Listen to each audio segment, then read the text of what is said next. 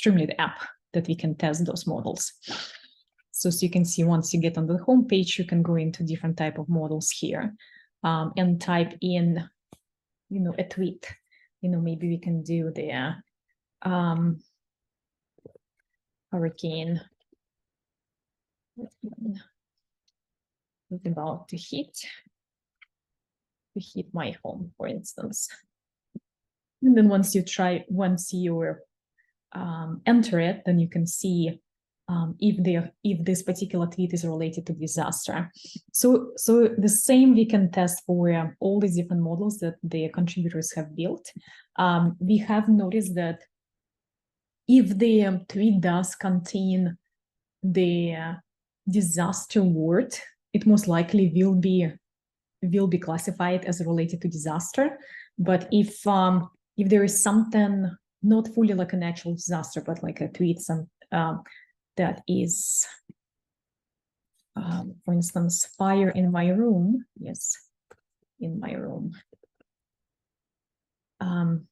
You can see that some of the models still classify it as a disaster, and that's an indication that the models have been cannot fully distinguish between the if some of them do, but there is not as much of the consistency. But the problem is that those keywords, like the model have been too optimized for those keywords, and that's the problem. With some of those models that they're too optimized for those keywords, and if they see that there is a wildfire in the tweet, it would classify it as or a fire. Like most of the models would still classify it as a disaster. So it doesn't have like a strong differentiation between them. Let's do this one too. Some do, but it's when we would test it like with different type of words, it still would only. I wouldn't say like we have that 100% accuracy. That they would be able to heavily distinguish between like a small accident, local accident versus the truly natural disaster. So there's something to work on. And the next type of models, as we discussed, is the multi-class classification type of models. And those were built by Johan, and he developed this app as well. He used Distelbert as the NLP model, and then two of their large language models as a GPT and the Falcon 7B.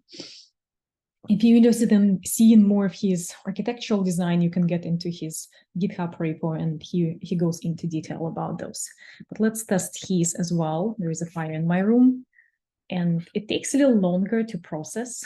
It's about 30 seconds. So which is, as you can see, our statistical models, they output the result quicker versus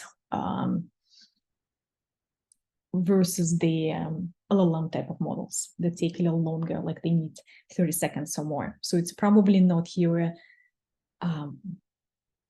the model that you probably want to use afterwards, or figure out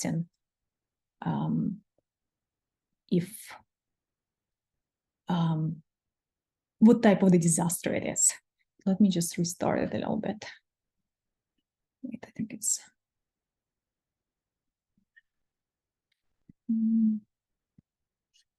looks like it's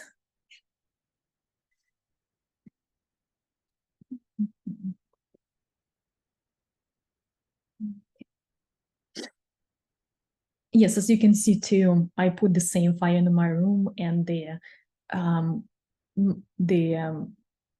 LLM type of model still classified as a disaster, which it's not necessarily a natural disaster, but it does classify it to the type of the disaster, and it's related to the fire.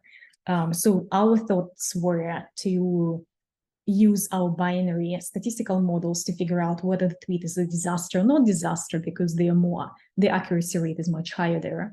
And then once we know that the tweet is a disaster, then potential implementation can be moved into the LLM type of models and to figure out what type of the disaster it is.